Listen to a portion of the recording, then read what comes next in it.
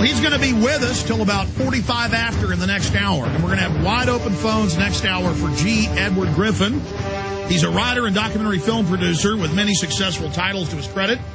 He's listed in Who's Who in America. He's well-known because of his talent for researching difficult topics and presenting them in clear terms that all can understand. He has dealt with such diverse subjects as archaeology and ancient Earth history, the Federal Reserve System, international banking, terrorism, internal subversion, the history of taxation, U.S. foreign policy, science and politics, cancer therapy, the Supreme Court, and the United Nations. He's best known for his works include The Creature from Jekyll Island, World Without Cancer, The Open Gates of Troy, No Place to Hide, The Capitalist Conspiracy, More Deadly Than War, The Grand Design, The Great Prison Break, and The Fearful Master. And he's had a long media history. 45 years fighting the New World Order, G. Edward Griffin? Well, Alex, I think I really was in full armor and on my horse about 1960. Yeah, so we're definitely 1960. Mm-hmm. So we're talking about 49 years. Yeah. Mm-hmm. Well, you've certainly done well. You're a living icon, and certainly, you're like good wine, though. You've aged well. You just get sharper and even better. Thank you. I love that. An icon. Well, okay, I have to be something. You might as well be an icon. Well, let me just put a plug in here right now, because you are a big part of Fall the Republic. And I want to unveil to listeners the new cover. The first couple of runs we did with the Obama on the cover. And I started thinking, I don't want to make this just about Obama, even though he's their front man. And so we have the Statue of Liberty plunging down to its destruction with Obama down here at the podium. Fall of the Republic Collector's Edition, now available at Infowars.com. When you order it, this is the cover and the film you'll be getting. And I got to say, this latest print, we even did a better res, higher quality encode. Most people won't notice it, but this is just the most beautiful encode we've ever done on a film. It just looks like dynamite. The information is power-packed, and G. Edward Griffin is a big contributor to Fall the Republic, so I hope folks will get it today. Okay, going back to G. Edward Griffin.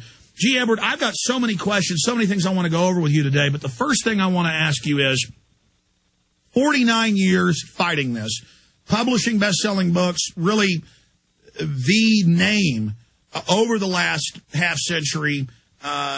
You're the person that people point at and say, he's the icon. Even if some of the old timers were still alive, you would still be bigger than they are. And I'm not saying that for ego. I'm pointing out you have been a prime mover, a central force against the globalists. And with the long view of history, if we wouldn't have had you and others 50 years ago fighting and planting seeds and getting laughed at, we wouldn't be having this giant awakening that's blooming today that is really threatening the globalists, and they admit in their own documents, as you know, that they could lose control. That's why they're trying to bum rush us right now and bring in the entire program and accelerate it. So people need to understand it's not going to be an instant victory, and we'll talk about your long view of history and how we can beat these people coming up. But first, what is it like to see them openly announcing the world government, openly announcing the carbon tax, openly announcing it's going to be the IMF as the world rulers? We will pay our taxes to private bankers, to Al Gore. Everything you wrote about 20, 30, 40 years ago, because you were reading their own documents, to now see it actually taking place. The republic is falling. The dollar is falling. World government is rising. Break that down. Get into the healthcare takeover, the collectivists, the carbon tax, what we're witnessing, and with your long view of history, how you think this fight is going to unfold. G. Edward Griffin. Well, that's quite an interesting perspective wrapped up in a question there. I have to answer your question with a single word. It feels eerie. It's like having a bad nightmare, and you wake up and you say, oh, that was just a nightmare. Oh, come on, get it out of your mind. It's just a nightmare. Repeat after me, it's just a nightmare. And then all of a sudden, the events and the nightmare start to unfold before your eyes, and you go back and you say, oh, no, it's not a nightmare, this is reality. And it's that kind of an eerie feeling. You could probably write a good movie around that theme of a nightmare that becomes reality. But that's really how I feel about it.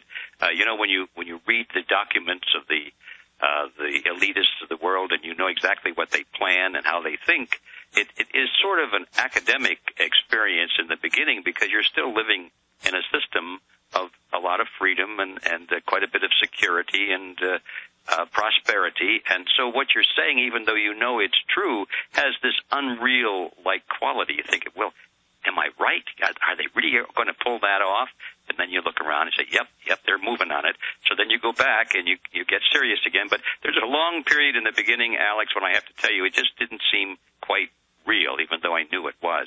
So here we are all these years later, and now, of course, there's no question that the scenarios that we put together, not our scenarios, it was their scenario, actually, that it was quite real. And we're living through it now, and it's kind of like, I'll use another analogy. It's like you're drifting along in a small rowboat or a canoe, and the water is kind of quiet and calm, and the birds are singing. It's a beautiful sunny day, and there's the water is very calm, and you're moving and enjoying watching the fish jump and all that sort of thing. But you know because you've looked at the map, you know that you're in a river that's headed toward a huge waterfall.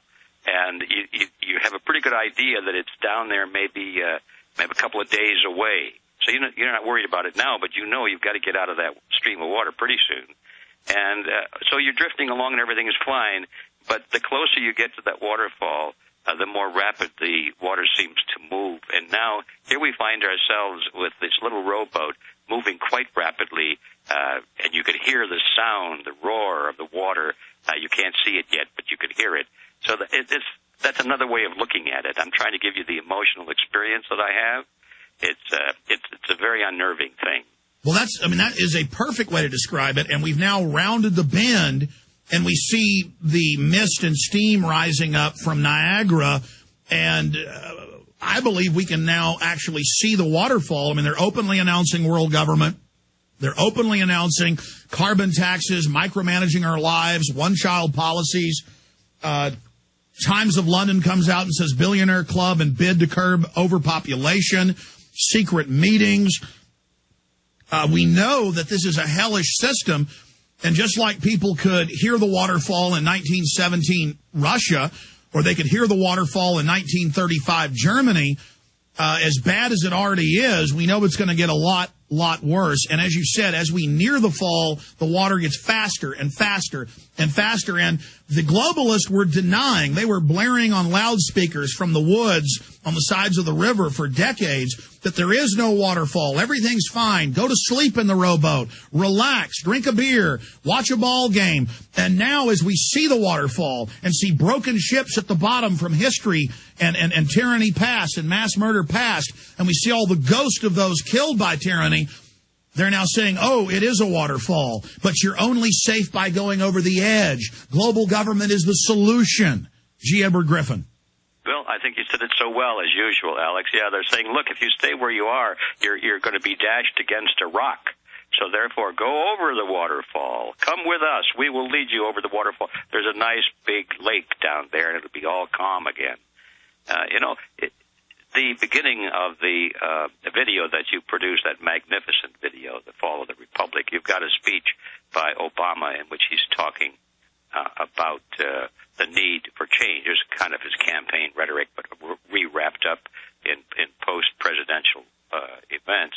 That, yes, we had no choice. So we had to, we can't look back, he was saying. We can't ignore it. We can't pretend like it's not there. We must deal with it and all of those platitudes. And he's right in that sense. But then he says, we cannot continue what we were doing. But to any informed observer, that's the biggest laugh of all, because that is exactly what the present administration is doing. They are continuing what they were doing, except they're accelerating it somewhat. So there's no change in direction. It's always headed toward that waterfall. And yes, you're quite right. They're saying you got to go over the waterfall because you can't stay where you are. Well, that's not much of a choice, is it?